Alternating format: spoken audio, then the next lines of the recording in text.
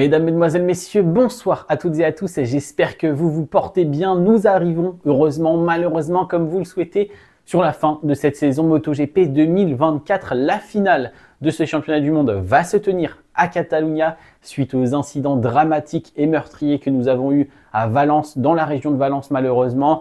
Donc le dernier Grand Prix en Catalogne pour départager Jorge Martin ainsi que Francesco Bagnaia. Je vous avais fait il y a quelques semaines de ça une petite vidéo qui retraçait avec des chiffres et des statistiques la saison 2024 entre Bagnaia et Martin et je prédisais une petite victoire de Francesco Bagnaia pour le titre final de champion du monde MotoGP en 2024. Ça s'annonce mal parti pour le champion du monde en titre italien, mais tout peut encore basculer. Problème technique, problème physique, on ne le souhaite pas car Martin mérite totalement ce titre de champion du monde. Donc voilà, je vais vous faire cette petite vidéo en 3 points pour savoir ce qui a coûté, selon moi, la victoire finale à Francesco Bagnaia face à Jorge Martin. C'est parti. Avant de se lancer sur ces 3 points principaux, parlons chiffres, parlons statistiques afin de se remettre en tête toute la saison MotoGP 2024 et il y a des statistiques records. Premièrement, les points. Au niveau des points, en course sprint, 164 à 116 à l'avantage de Jorge Martin, plus 48 points pour Martin, 321 à 345 côté course principale, avantage pour Francesco Bagnaia, ce qui nous donne les chiffres finaux que vous connaissez, 485 à 461, avantage à Martin juste avant cette dernière course de la saison. Un tableau intéressant et vous allez le voir, on va l'analyser juste après pour les courses sprint et pour les courses principales. Mais surtout, je tenais à vous dire, nous avons un record, en tout cas des records égalés, une statistique légendaire de la part de Francesco Bagnaia, 10 victoires en course principale cette saison pour le champion du monde en titre italien, 10 victoires illégales, les plus grandes légendes de ce sport. Et quand je vous dis légende, je parle de Giacomo Agostini, je parle de Mick Doohan, de Valentino Rossi, de Casey Stoner et de Marc Marquez. Donc légende, ce n'est pas pour rigoler, un record légendaire pour Francesco Bagnaia, mais il pourrait être aussi l'auteur d'un triste record car parmi ces 5 légendes, aucune d'entre elles n'a perdu le titre de champion du monde en ayant remporté 10 victoires ou plus lors d'une même saison. Donc si Bagnaia vient à perdre le championnat du monde 2024, ça serait une première dans l'histoire. Alors, pourquoi Francesco Bagnaia a perdu ce titre de champion du monde en 2024? Le premier élément et le plus important, selon moi, les courses sprint.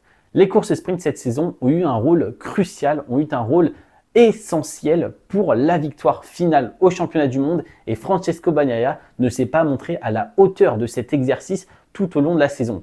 Premièrement, peut-être inconsciemment, au début de la saison, en début de week-end, que ce soit les practices, la qualif ou la course sprint, on a vu peut-être un peu trop de légèreté, pas assez de motivation, pas assez d'effort de la part de Francesco Bagnaia sur ce domaine qui l'année dernière, on le rappelle, n'était pas non plus exceptionnel sur ce domaine précis, mais être très très bon en course principale avait suffi, entre guillemets, pour remporter le titre de champion du monde 2023. Et donc, en ce début de saison, on a vu beaucoup d'abandons, beaucoup d'erreurs, des courses sprint pas forcément réussies. Et c'est vrai qu'en milieu de saison, on a vu un regain de la part de Francesco Bagnaia avec des meilleurs résultats et plus de régularité sur ce domaine en particulier.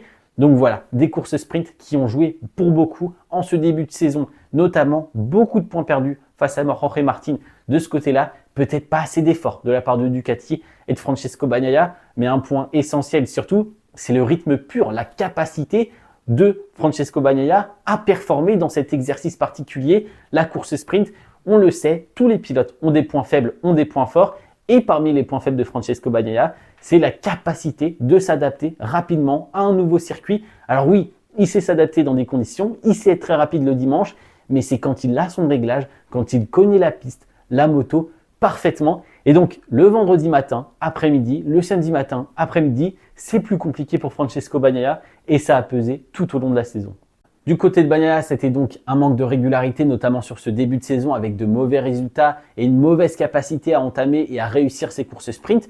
Ensuite, nous avons eu bien sûr cette incapacité à performer autant que son rival direct avec une petite faiblesse sur ce style de course, la course sprint côté Francesco Bagnaia.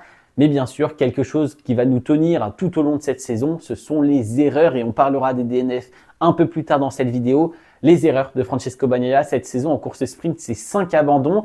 Un quart des courses sprint n'aura pas été terminé par Francesco Bagnaia. Donc forcément, ça pèse dans la balance et l'écart en termes de points, il vient aussi de là. Il vient de ses chutes, de ses erreurs en course sprint. Et alors, pourquoi ces erreurs? Eh bien, premièrement, je vous l'ai dit, la difficulté à entrer dans le week-end, à réussir la qualif, à réussir aussi le départ qui est un des gros points faibles de Francesco Bagnaia comparé à son rival direct. Et donc, quand on est en course sprint, on doit faire les dépassements, on doit aller chercher directement les premières positions car nous n'avons pas le temps d'établir une stratégie, de refroidir le pneumatique car en 2024, les pneumatiques c'est essentiel. Quand on suit un pilote, le pneu avant commence à chauffer, à monter en pression et la moto devient plus délicate à piloter et donc ça favorise forcément les erreurs. Donc voilà, c'est un tout en course sprint, c'est une mauvaise réalisation de la part de Francesco Bagnaia due à un petit manque de performance générale en termes de rythme général et pur et dur, foncièrement parlant. Francesco Bagnaia est un peu en dessous de Jorge Martin et de certains autres pilotes en qualification et en début de week-end et en course sprint pour le coup.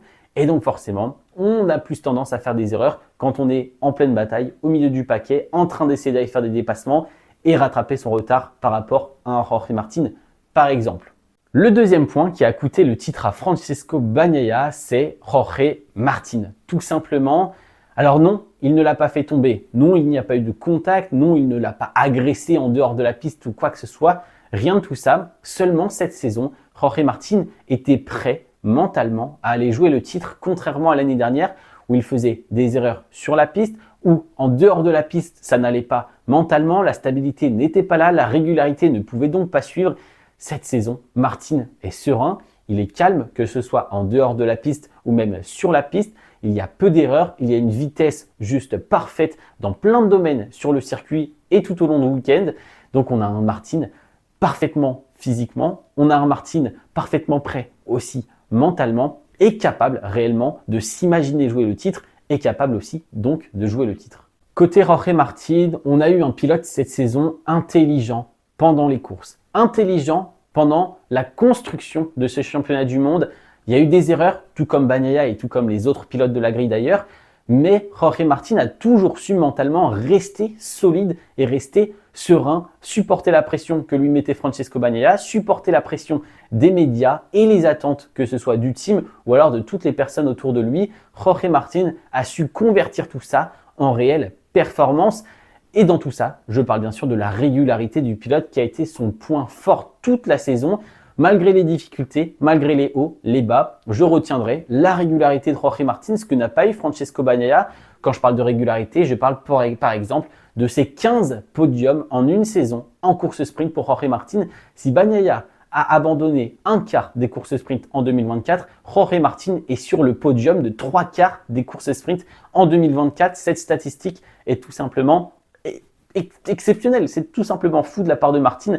15 podiums en une saison dans cet exercice. Un grand bravo à lui parce que franchement, ça montre à quel point ce pilote a évolué mentalement, mais aussi sur la piste, sa capacité à prendre des risques au bon moment, sa capacité à aussi être un peu plus en retrait à certains moments et accepter cette seconde position, car on l'a vu cette saison, Martin a été tellement de fois, que ce soit en course principale ou en course sprint, deuxième, voire troisième, il pouvait un petit peu pousser, mais dès qu'il sentait l'erreur approcher, il était capable de se calmer et de garder une position, on va dire, correcte, deuxième, troisième, et donc cette régularité de podium qui l'emmène en cette fin de saison avec une avance confortable juste avant la dernière course. De plus, Martin a été très bon sur des points bien plus spécifiques, les départs, ce qui lui facilite énormément la suite de sa course, la qualification, la régularité sur cette première ligne, c'est juste parfait de la part de Martin, mais on a aussi eu la gestion des pneus, cette capacité de s'adapter aux nouveaux pneus Michelin. On l'a vu, Bagnaia a eu plus de difficultés sur certains circuits et avec certains types de gomme, mais Martin a su tirer parti de ce changement du côté de chez Michelin, adapter son style de pilotage et aussi cette capacité à se battre et à gagner des batailles ou alors à les perdre, mais intelligemment. Donc voilà, un Martin complet, mentalement serein, très calme et sur la piste exemplaire en termes de régularité. Donc un grand bravo et c'est ce qui va coûter à Francesco Bagnaia ce troisième titre consécutif en MotoGP. C'est un rival qui cette saison est capable réellement de jouer le titre contrairement à l'année dernière. Passons au troisième point. Le troisième point et non des moindres, Les DNF, les abandons, les chutes côté Francesco Bagnaia. On l'a dit, 5 abandons en course sprint, 3 abandons en course principale. Je peux vous faire la liste, il n'y a pas de souci. Portimao, Jerez, Le Mans, Catalunya, Silverstone, Aragon, Émilie-Romagne, ainsi que la petite dernière chute à Sepang qui lui coûtera très probablement ce titre de 2024. Et alors, d'où viennent ces chutes, d'où viennent ces DNF? Eh bien, c'est pas compliqué. C'est un résumé de 2 points principaux juste devant. Incapacité de Francesco Bagnaia à réellement performer dès le début du week-end et pendant la qualification. On a une qualification qui est parfois vraiment pas terrible pour Francesco Bagnaia. On a parfois des erreurs en course sprint qui forcent Francesco Bagnaia à aller chercher encore plus le dimanche, ou alors tout simplement eh bien, des erreurs de sa part. Je pense notamment à Silverstone, que ce soit des mauvais départs, une mauvaise qualif, un mauvais début de course sprint, eh bien forcément, il est obligé d'aller pousser, le pneu avant chauffe et il est obligé de tout donner, de dépasser un petit peu sa limite pour aller chercher les dépassements et réduire l'écart avec son rival direct qui est devant lui. Par exemple, on pense aussi à des chutes comme Jerez, Aragon ou alors même, Portimao, pardon, j'avais oublié le nom du circuit. Ces chutes-là, vous allez me dire, oui, mais là, c'est un incident avec d'autres pilotes. Mais encore une fois, pourquoi Jorge Martin n'a pas eu ce genre d'incident cette saison? Eh bien simplement parce qu'à Aragon, quand Bagnaia est en train de faire une remontada pour essayer de remonter les places après un départ raté, après une qualification qui était très bonne à Aragon, je vous l'accorde, mais un départ raté à cause de certains problèmes, certes, mais un départ raté encore une fois, eh bien Martin est tout seul devant en train de gérer sa course derrière Marc Marquez.